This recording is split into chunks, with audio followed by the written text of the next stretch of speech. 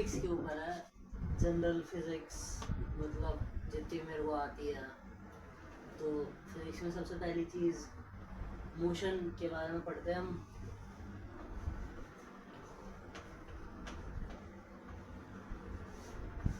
मतलब मोशन एक सबसे पहली काम की चीज़ मोशन ही होती है जो फिजिक्स में पढ़ी जाती है, वरना तो तुम चूँकि आप करते रहो, मतलब मॉलिक्यूल पढ़ लो, ऑब्जेक्ट राउंड क्यों, मतलब काम की चीज़ मोशन ही होती है। और मोशन की डेफिनेशन होती है कि when an object changes its direction with respect to a reference point, it is said to be in motion।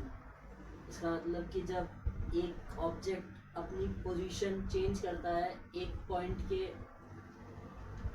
से रेफरेंस लेने पर, तो उसको मोशन में बोला जाता है। मतलब हिंदी में ट्रांसलेट करना मुश्किल है, इंग्लिश में ही ठीक है कि when an object changes its position with respect to a reference point, it is said to be in motion। इसकी वजह वही है कि सिंपल सा वही पुराना सा किस्सा बेटा, एग्जाम्पल की कोई ट्रेन चल रही है, तो ट्रेन में तुम किसी के साथ बैठे हो और एक बार चेक कर रहा था रिकॉर्डिंग हो रही है नहीं।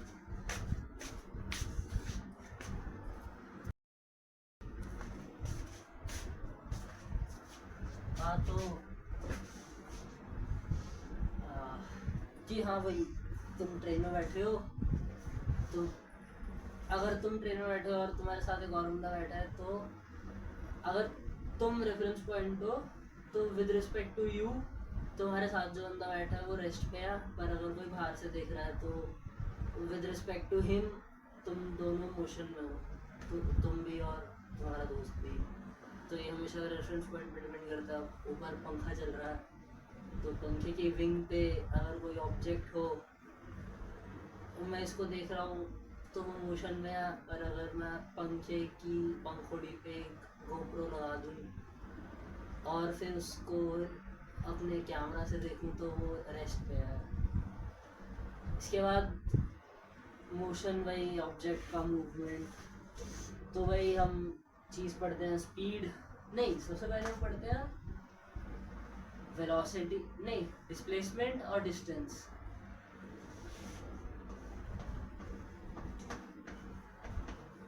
डिस्टेंस डिस्प्लेसमेंट,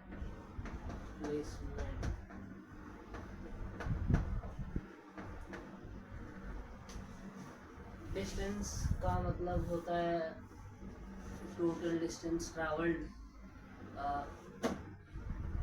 अब वही भाई ये इतनी पुरानी चीज़ है कि वही एग्जाम्पल है जो तुमने बुक में पढ़ेंगे, मैं भी वही दूँगा। तो खैर अब मान लो ये दिल्ली है, यहाँ शायद जयपुर है कहीं, और यहाँ देहरादून है।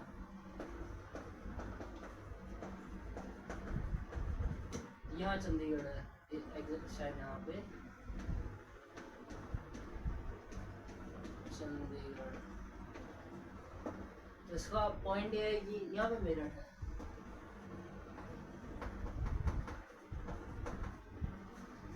तो डिस्टेंस का तो मतलब वही होता है कि टोटल डिस्टेंस जितना तुमने ट्रैवल किया, दिल्ली से जयपुर है मान लो 200 किलोमीटर।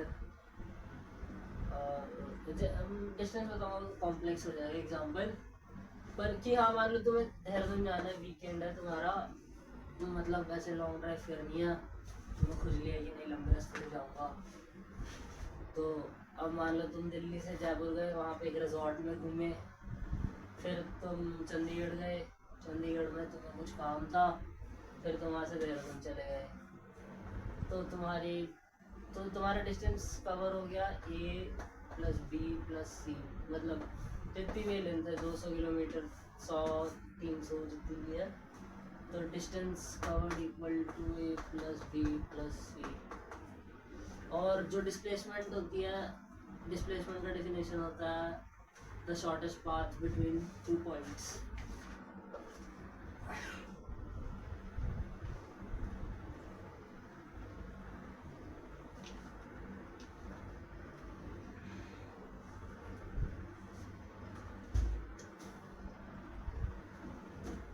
मतलब दिल तो तुम्हारी डिस्प्लेसमेंट हुई यहाँ से लेके यहाँ तक की जितना भी डिस्टेंस होगा, बस इतनी सी चीज़ है।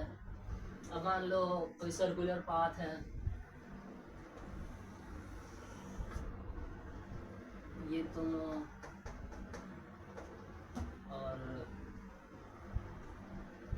हाँ जी भाई तुम चलते हो यहाँ से यहाँ तक जाते हो, इजी एग्जाम्पल है। चलो ये हाँ इतना कर लेते हैं और इजी हो जाएगा। यहाँ तक आते हो तो तुम्हारा distance equal to 2πr into half हो जाएगा। मतलब पूरा सर्कल का सर्कमफेरेंस 2πr होता है, हाफ का 2πr/2 और डिस्प्लेसमेंट हो जाएगी r + r equals to 2r।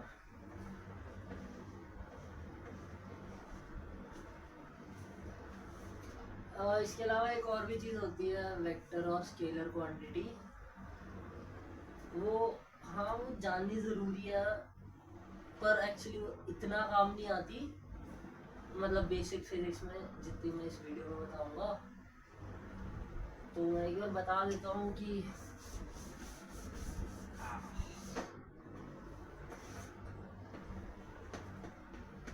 Vector scalar इन्हें समझने की इजी तरीका ये है कि quantities which depend on direction are vector, quantities which do not depend on direction are scalar।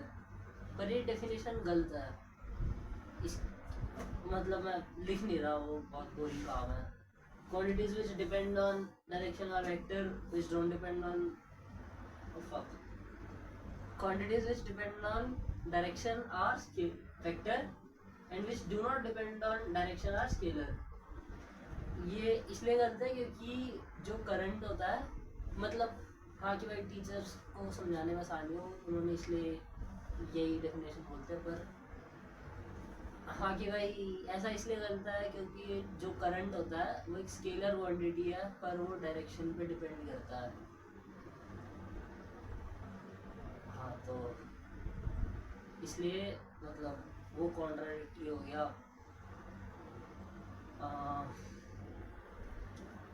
हाँ तो इसका सही डेफिनेशन जो एक्चुअल वो फिजिक्स का बोला जाता है कि भाई the quantities who follow scalar rule of addition are called scalar and those who follow vector rule of addition are called vector.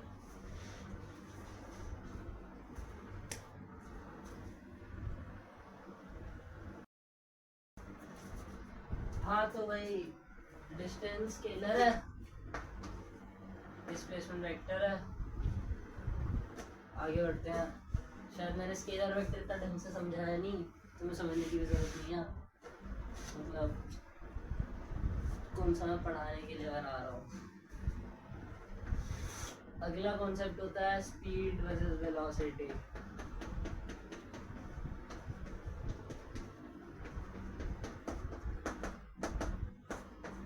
Speed का डेफिनेशन होता है डिस्टेंस अपॉन टाइम, वेलोसिटी का होता है डिस्प्लेसमेंट अपॉन टाइम। ये scalar quantity है, velocity vector quantity है। और क्या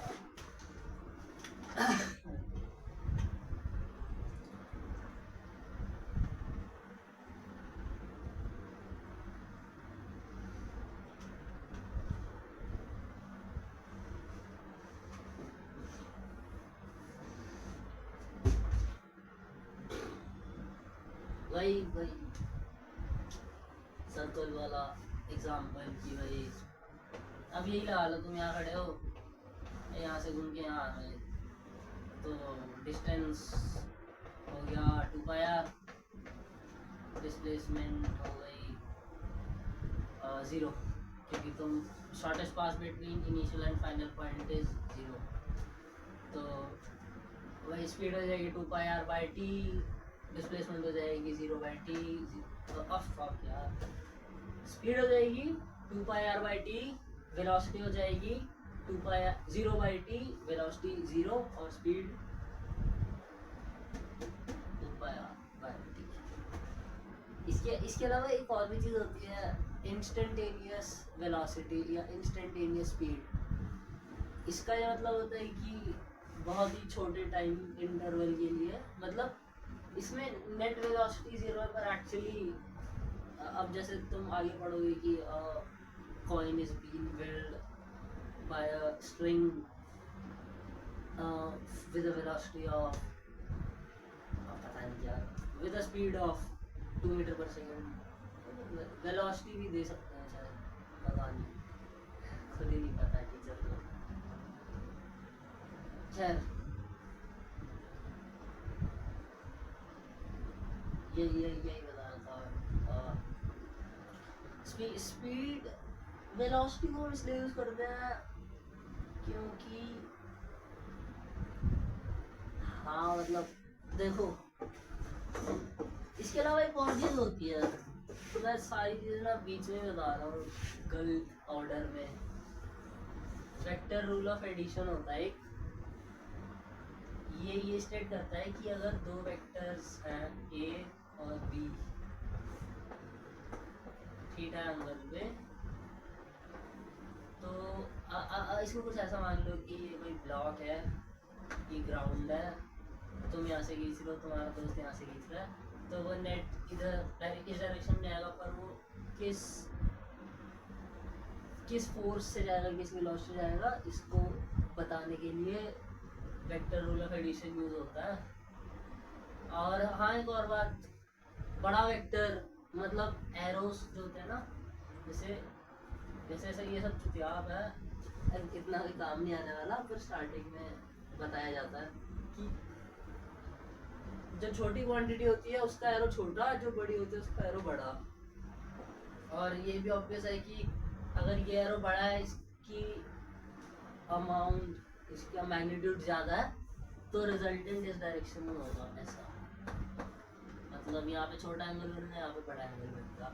रिजल्टेंट का फॉर्मूला होता है √a² + b² + 2ab cos theta.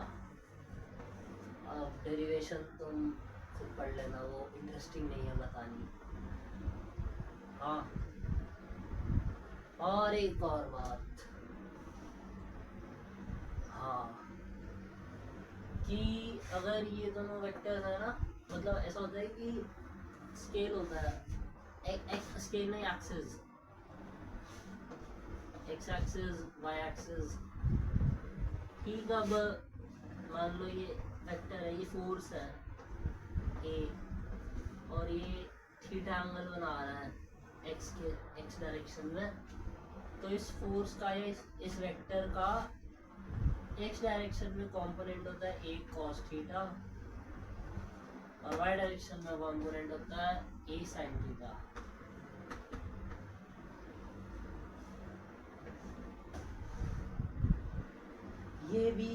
ये यूज होता है नेट फोर्स निकालने के लिए। मुझे नहीं लगता मैं फोर्स तक पहुंच पाऊंगा, स्पीच में बढ़ा रहा हूँ, और जितनी मुझे प्यास लगी है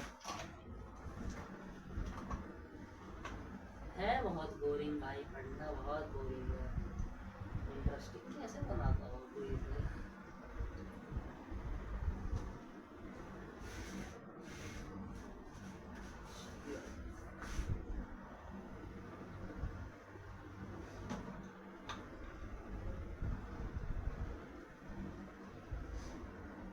वीडियो बनाते टाइम खुद का मेंटल स्टेट एकदम कॉन्शियस हो जाता है कि जब बाकी देखेंगे इस वीडियो को तो क्या सोचेंगे मेरे बारे में, ये सब। तो तुम आर्टिफिशियली बिहेव करते हो, वैसे नहीं बिहेव करते, तुम नेचुरली बोलते हो, नेचुरली बात करते हो, या पिच भी चेंज हो जाता है।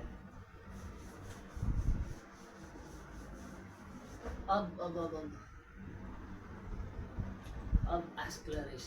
एक्सीलरेशन पूरा वर्ड में लिख रहा है। एक्सीलरेशन का फॉर्मूला होता है ये डेल्टा होता है, डेल्टा का साइन मतलब चेंज इन, तो delta speed upon time equal to acceleration, और delta velocity upon time is also equal to acceleration. हाँ, तो जिस रेट से तुम्हारी स्पीड चेंज हो रही है उसको एक्सीलरेशन बोलते हैं। जैसे कार चल रही होती है तो एक्सीलरेटर दबाते तो स्पीड बढ़ जाती है, तो मान लो अगर नहीं, हाँ वही तो जितना देर एक्सीलरेटर दबाओगे उतनी ज़्यादा rate of change of speed होगा। बोर हो गया मैं बोल के। हाँ, आगे क्या है? आगे मोशन।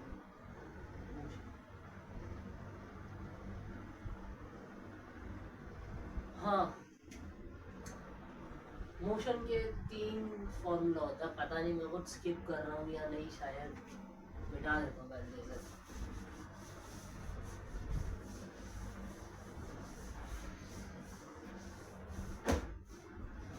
मोशन के 3 फॉर्मूला होते हैं, v equals u plus at,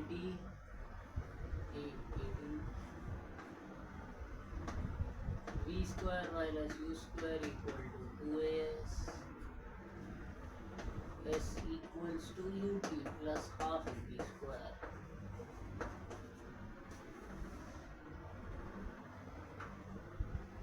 v मतलब फाइनल वेलोसिटी, u मतलब इनिशियल वेलोसिटी, a मतलब एक्सीलरेशन, d मतलब टाइम। वैसे एक इंस्टेंटेनियस वेलोसिटी की बात की थी, वो बस यही है कि अब मैं इसकी प्यास कितनी जल रही है।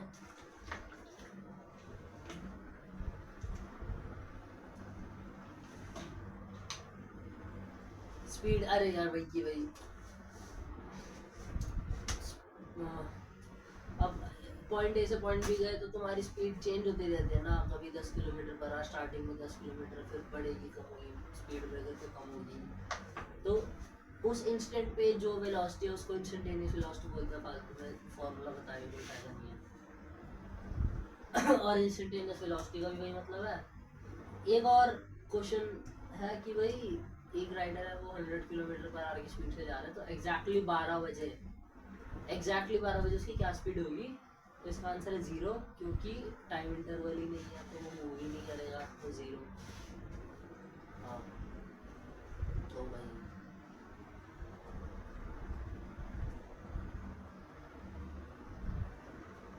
आगे बोलता हूँ अब। मतलब अब तो मेरे को ऐसा बहुत लगता था, मेरे को बहुत कंफ्यूजन होती थी कि भाई कोई भी ऑब्जेक्ट हो, कोई भी वर्ल्ड में, उसकी इनिशियल वेलोसिटी तो 0 ही होगी ना।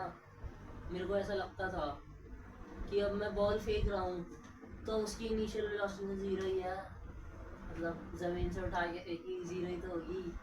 पर अगर ध्यान से सोचा जाए कि अगर हम मतलब the moment when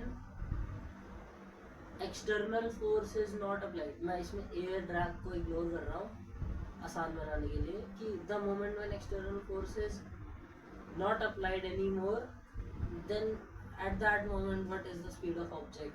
मान लो इसको मैं ऐसे लिखता हूँ, मतलब मेरा स्लोमो और एडिटिंग नहीं है, तो खुद ही समझ लो जुगाड़ लगा के कि मेरे को बड़ा गुस्सा आता था भाई सर पे कि भाई सर ऐसे फेंक रहा हूँ तो इनिशियल वेलोसिटी तो 0 ही है ना। पर अब मैंने इसको ऐसे फेंका तो इस मोमेंट पे जब ये मेरे हाथ से छूटा तब जो इसकी वेलोसिटी थी वो इसकी इनिशियल वेलोसिटी होगी। और फाइनल वेलोसिटी डिपेंड करती है कि तुम कब से कब तक का टाइम फ्रेम में उसको ऑब्जर्व कर रहे हो ऑब्जेक्ट को। अब मान लो तुम कर रहे हो यहाँ से यहाँ तक, जब यहाँ पे नीचे गिर रहा था तो इसकी फाइनल वेलोसिटी होगी v जो भी है। अगर तुम रिकॉर्ड कर रहे हो जब मैंने इसको छोड़ा और जब ये अपने हाईएस्ट पॉइंट पे गया तो इसकी फाइनल वेलोसिटी होगी 0, क्योंकि ऐसे ध्यान से सोचो कि ये वो ऊपर गया और छूटा, मतलब जैसे ही ये जैसे छोड़ा तो धीरे धीरे इसकी स्पीड कम होगी, वेलोसिटी कम होगी और धीरे धीरे कम होगी, फिर ये एक मोमेंट पर रुकेगा, फिर ये नीचे आना शुरू होगा। मतलब अगर ध्यान से सोचोगे तो ऐसा ही होता है। गला सूख गया यार थोड़ी देर में, पर मैं पढ़ा देता हूँ थोड़ा।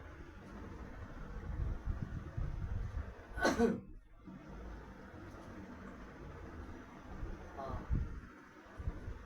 तो भाई ये एस डिस्प्लेसमेंट है, टाइम दी है। इसके और भी एग्जांपल्स हैं। अब ऊपर फेंकने के अलावा और क्या हो सकता है, और ऐसे भी ऐसे मैं फेंक रहा हूँ तो इनिशियल वेलोसिटी भी कुछ है। इनिशियल वेलोसिटी और जब जाके गिरेगा, वैसे तो सिर्फ प्रोजेक्टाइल मोशन बोलते हैं। यहाँ पे गिरेगा तो यहाँ पे इनिशियल वेलोसिटी भी, फाइनल वेलोसिटी भी। अब ये भी तुम सोच सकते हो कि गिरेगा तो गिर गया भाई 0 फाइनल वेलोसिटी, पर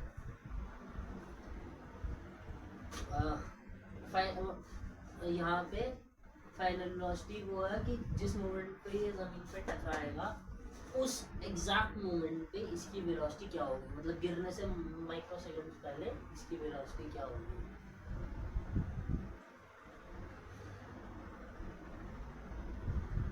इसको प्रोजेक्टाइल मोशन बोलते हैं वैसे, क्योंकि ये स्ट्रेट लाइन मोशन इसको बोलते हैं। अब ऐसे बंदा खड़ा है, ये बॉल फेंकता है ऊपर बॉल जाती है नीचे आती है,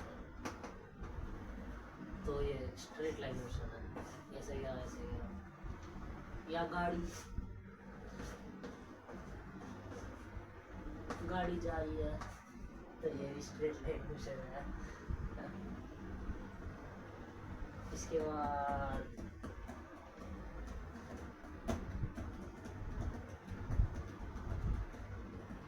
बाद हम पढ़ते हैं मोशन अंडर ग्रेविटी या बुलेट। जब हम गन फायर करते हैं तो पहले मैं गन का बता देता हूँ।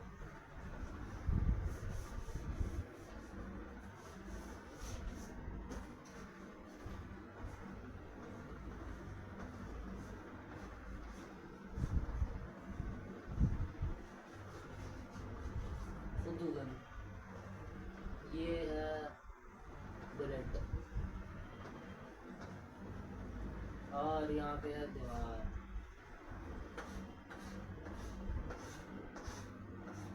ठीक है, अब इसमें तुम्हें क्वेश्चन आना जायज है कि भाई बुलेट गन से निकली तो उसकी इनिशियल वेलोसिटी 0 होगी, पर हम इसको उस मोमेंट पे कैलकुलेट करते हैं। ऐसा होता है ना कि बुलेट के गन के अंदर कुछ गैसेस सी होती हैं, ऐसा कुछ होता है कि इसमें चिंगारी बनती है, फिर ये फटती है गैसेस इतनी जोर से कि ये बुलेट को धक्का देती है। तो जिस मोमेंट पे ये बुलेट इस नोजल की टिप से निकली तब इसकी वेलोसिटी क्या थी, उसको हम इनिशियल वेलोसिटी बोलते हैं। लेट्स से कि यू होगी 200 मीटर पर सेकेंड। ठीक है, और मतलब ऐसा क्वेश्चन दे रखा होगा, a bullet is fired from a gun to a piece of wooden if the bullet travels to 3 meters, let's say 3 meters। ठीक है, तो तुम्हें क्या करना है, लिखना s equal to 3 मीटर। एक तो फिजिक्स में क्या होता है कि जब भी तुम्हें कोई प्रॉब्लम क्वेश्चन दी जाती है तो तुम ऐसी लिस्ट बना के वो सब कर लेते हो, क्या कहते हैं, सारे पैरामीटर्स को लिख लेते हो कि वो क्या है, ये क्या है, ये क्या है। ठीक, तो हाँ देन एंड स्टॉप्स, तो u हो गई 200। हाँ तो भाई वो लिखेगा नहीं, वो ऐसा तुम्हें खुद ही पता चल जाना चाहिए कि फाइनल वेलोसिटी है 0। हाँ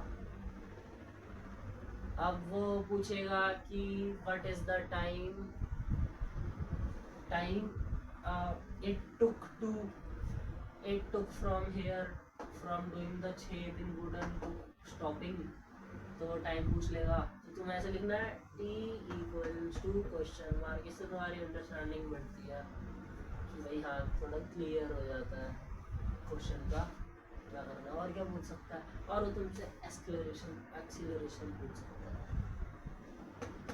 what is the D acceleration. हाँ भाई एक्सीलरेशन मतलब स्पीड का बढ़ना, डी एक्सेलरेशन मतलब स्पीड का घटना। फिर तुम्हें ऐसे डंडी मार देनी अगर जगह नहीं है तो फिर तो क्वेश्चन सॉल्व करना है। अब ये तीन इक्वेशन है, तुम्हें देखना है कि मेरे पास ये तीन चीज़ें हैं, तो ऐसी कौन सी इक्वेशन है जो ये तीन चीज़ों को यूज़ करती है। और हाँ भाई जैसे u और v को ये इक्वेशन यूज़ करती है पर a t का नहीं पता, ठीक है। तो अगली पे आ जाओ, u और v है पता है, s भी पता है, सिर्फ a नहीं पता, तो मैं इसको यूज़ कर सकता हूँ। और थर्ड इक्वेशन को मैं नहीं यूज़ कर सकता क्योंकि मेरे को s पता है, u पता है, पर t और a नहीं पता है, तो दो वेरिएबल एक इक्वेशन से सॉल्व कैसे करूँगा, तो ये इक्वेशन जीत जाती है। अब v अब पुट कर दो, v equals to 0 minus u equals to 200 का square equals to 2a s 3 meter minus 4 1 2 3 4 equal to 6a equal to minus 40,000 बटा 6 मीटर पर सेकेंड। शायद ज़्यादा डिस्टेंस ट्रैवल कर लेगी वो, मतलब मैंने काफ़ी कम डिस्टेंस दे दी इसे। हाँ ऐसे सॉल्व होते हैं क्वेश्चंस। हाँ एक चीज़ तुम और सोच सकते हो कि भाई टाइम ये कैसे कर लिया कि मतलब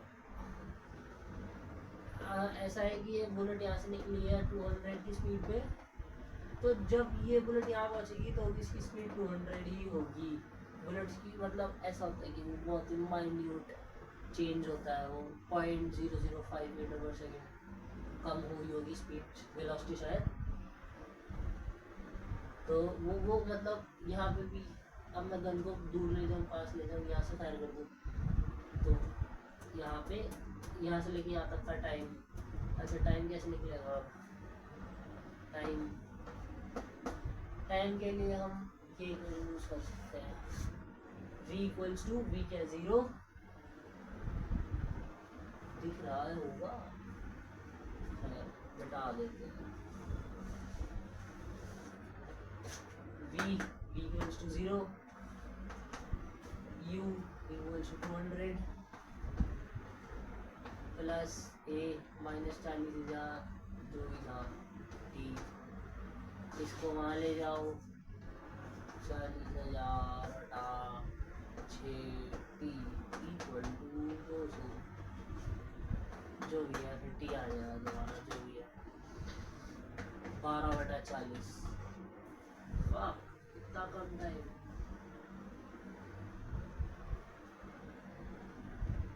आ जाएगा भाई, हो गया क्वेश्चन सॉल्व। शायद तुम्हें ना समझ आया हो पर मैंने समझा दिया। और क्या पूछा जा सकता है। हाँ इसके बाद मोशन अंडर ग्रेविटी मैं नहीं पढ़ा यार, वो अगली वीडियो में पढ़ाऊंगा। अब इसको एडिट करके पोस्ट करते हैं। और कुछ क्या कर सकते हैं।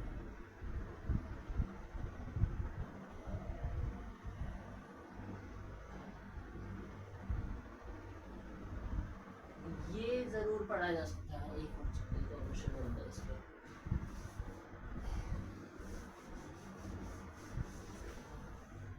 कि भाई एक कार है वो जा रही है 10 मीटर पर सेकंड की स्पीड से, तो तुम पहले ही लिख लो u equal to 10 metre per second. फिर वो बोलता है कि the driver sees a cow on the road and hits the brake and it stops in 3 second, let's say. तो टाइम, तो स्टॉप लिखा है तो final velocity v equal to 0 metre per second, time equal to 3 second उसमें दे रखा है। Question ध्यान से पढ़ोगे तो पता चल जाएगा। So tell me if driver hits the cow or not, या वो, हाँ यही पूछे शायद, या काउ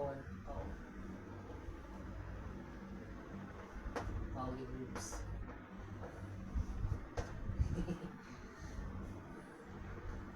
ठीक है, नहीं पढ़ाई में अश्लीलता नहीं होनी चाहिए।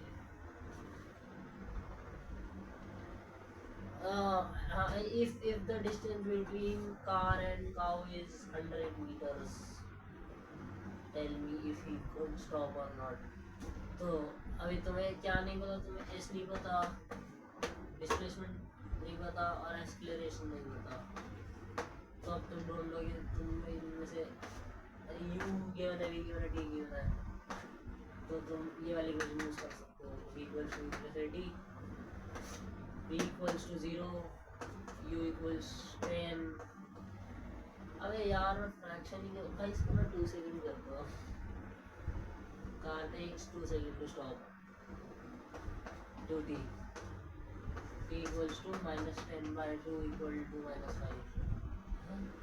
बेंचो भाई ये नेगेटिव क्यों आ गया? अरे नहीं,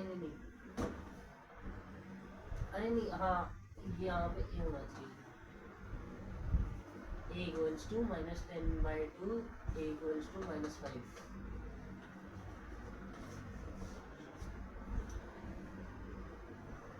माइनस का मतलब होता है डीएस्केलेरेशन। एग्जैक्टली डीएस्केलेरेशन नहीं बोल सकते, क्योंकि माइनस का मतलब है कि जिस डायरेक्शन में वेलोसिटी उसके ऑपोजिट डायरेक्शन में है। ये समझे? मतलब शुद्ध फिजिक्स में इसको, मतलब डीएस्केलेरेशन को माइनस के साथ होना नहीं बोला जा सकता है, क्योंकि भाई है, छोड़ो। अब एस निकालने के लिए हम ये वाली इक्वेशन यूज करेंगे, ये भी यूज कर सकते हैं, ये कर लेते हैं।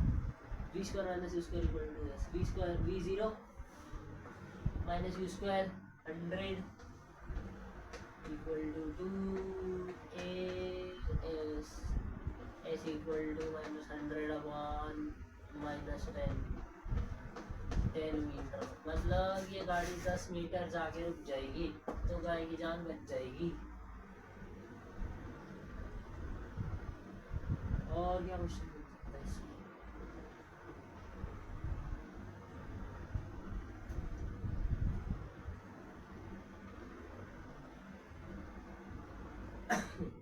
समझ तो कुछ आ नहीं रहा होगा वैसे शायद है।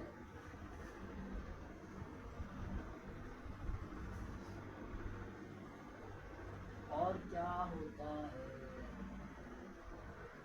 और क्या, और कुछ नहीं होता भाई। सोच रहा था ऐसे कोई बुक या पीपीटी नहीं है ना मेरे पास, इसलिए। चलो फिर अगला वीडियो बनाएंगे जब बोर हो रहे होंगे। पर मैंने ये चीज़ नोटिस की है कि जब भी मैं पूरा दिन फ़ोन ही चला रहा रहता हूँ ना, पूरा दिन ही हो गया फ़ोन ही चला रहा हूँ, बकवास, बोर हो रहा हूँ, तब उस दिन मैं रात में कुछ बढ़िया करता हूँ, जैसे पेंटिंग बना लेता हूँ या कुछ भी, किसी से बात कर लेता हूँ। बाकी भाई पक जाता हूँ ना जिस दिन मैं खुद से, उस दिन मैं कुछ ना कुछ याद करता हूँ। ठीक है फिर भाई, अगले वीडियो में हम मोशन अंडर ग्रेविटी पढ़ेंगे और फोर्स पढ़ेंगे। टीचर ना बन जाऊँ मैं उस फिजिक्स का, और क्या भाई। Thank you for watching. मतलब तुमने पूरा तो देखा नहीं होगा। स्किप करके एंड पे आ गए। देखना भी पड़ता है, इतना वीडियो तो और देखिए।